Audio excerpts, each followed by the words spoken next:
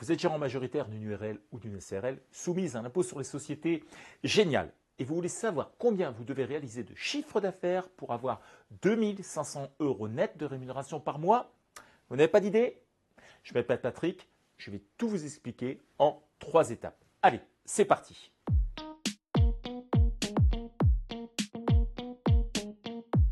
On commence par la première étape, celle de la détermination de la rémunération nette d'un gérant, c'est-à-dire vous. Dans cet exemple, on retient un gérant majoritaire qui ne bénéficie plus des indemnités de chômage ni de la réduction des cotisations sociales que l'on appelle ACRE. Et on suppose que ce gérant souhaite avoir 2500 € net de rémunération. Je vous rassure, l'exemple que je vais traiter pourrait très bien fonctionner avec d'autres rémunérations. Je vais même vous donner toutes les clés pour pouvoir le faire vous-même. Quand on parle de 2500 € net, c'est la somme que le gérant perçoit hors impôt sur le revenu.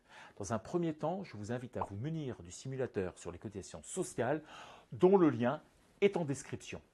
J'ai justement utilisé ce simulateur en indiquant 30 000 € à l'année, c'est-à-dire 2500 € net mensuels. Cela représente 13 973 € de cotisation auprès de la sécurité sociale des indépendants, la SSI que l'on appelait auparavant le RSI, soit un total annuel de 43 973 €. Autrement dit, la société devra dépenser annuellement une somme de 43 973 € pour que son gérant dispose de 30 000 € net de rémunération annuelle. Je rappelle que la rémunération nette d'un gérant majoritaire dans une URL provient directement d'un virement de sa société vers son compte bancaire personnel. Il n'y a pas de bulletin de salaire. Je note donc en haut la somme de 43 973 € comme étant le montant du salaire chargé du gérant majoritaire. On continue par la seconde étape, celle de la détermination des frais. Les frais sont nécessaires au bon fonctionnement de la société. Certains sont fixes et d'autres sont variables. On peut parler de frais fixes comme les assurances, les frais de comptabilité, le loyer de votre espace de coworking, votre smartphone, vos frais réguliers de déplacement, métro, TGV, indice kilométrique par exemple, les frais de restauration, les frais de votre compte bancaire. La liste de tous ces frais ne dépend que de vous. Elle est souvent en fonction de votre envie de vous créer du confort. Par exemple, plutôt que de prendre le bus, vous pouvez avoir envie d'acheter un véhicule avec votre société. Le montant des charges supportées par votre URL, dans ce cas, va augmenter. On pourrait même affirmer que vous avez un minimum de charges quand vous débutez et que cette liste de frais a tendance à s'allonger quand votre chiffre d'affaires augmente. Par contre, vous devez toujours respecter le point suivant. Ces frais doivent se faire dans l'intérêt de votre URL. À ce titre, je vous mets un lien vers une vidéo explicative de ce qui peut être déductible ou pas. On a parlé des frais, parlons maintenant des taxes. Vous allez payer également la CFE uniquement à partir de la seconde année. La CFE, c'est quoi? C'est un impôt local calculé sur la valeur locative des biens immobiliers de votre entreprise qui sont soumis à la taxe foncière. En d'autres termes, c'est une sorte de super taxe foncière dont le montant va varier entre 150 et 500 € par année en fonction de la ville où vous habitez. Même si vous avez une boîte aux lettres dans votre société de domiciliation, il existe un minimum que je viens de vous indiquer. Je note la somme de 500 € pour couvrir tous les frais décrits, même si elle peut être plus faible ou plus importante selon votre envie. Cela fait 6 000 € par année. Il existe également d'autres dépenses plus importantes comme l'achat d'un ordinateur ou d'un nouveau téléphone portable par exemple. Ce ne sont pas des dépenses mensuelles. Dans le jargon de la comptabilité, on parle d'immobilisation. Cela signifie que l'impact sur votre compte de résultat ne va pas se faire en une fois, mais va être réparti sur 3 années ou plus. Je note ces dotations aux amortissements en charge. Cela correspond aux investissements divisés par le nombre de mois de la vie du bien, soit dans notre cas la somme de 100 € mensuellement, soit 1 200 € annuellement. Autre point important, la TVA que l'on vous facture sur vos frais et vos investissements ne vous coûte rien non plus. Vous la payez, mais vous la récupérez aussi. On arrive à la troisième étape, celle du calcul du chiffre d'affaires que vous devez réaliser.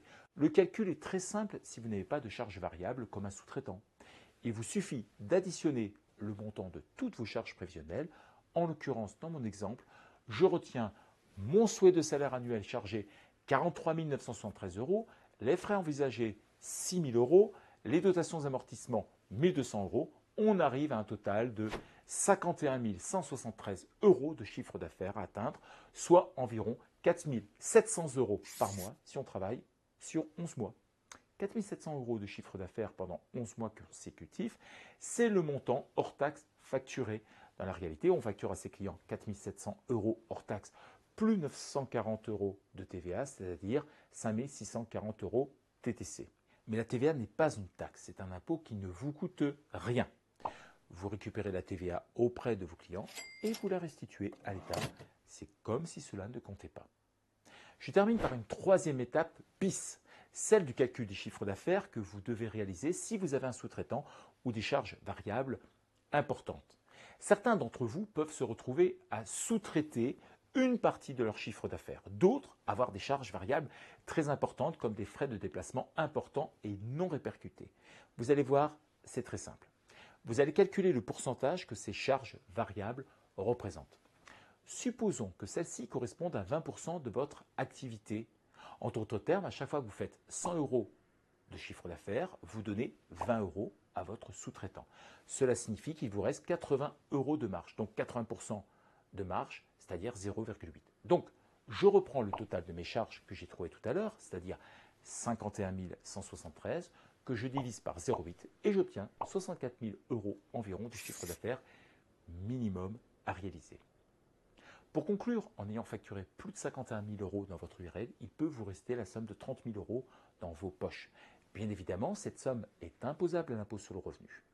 Si vous avez regardé notre vidéo traitant de la SASU, vous avez remarqué que pour avoir la même somme en net, vous avez besoin de faire 10 000 € de chiffre d'affaires de moins en URL.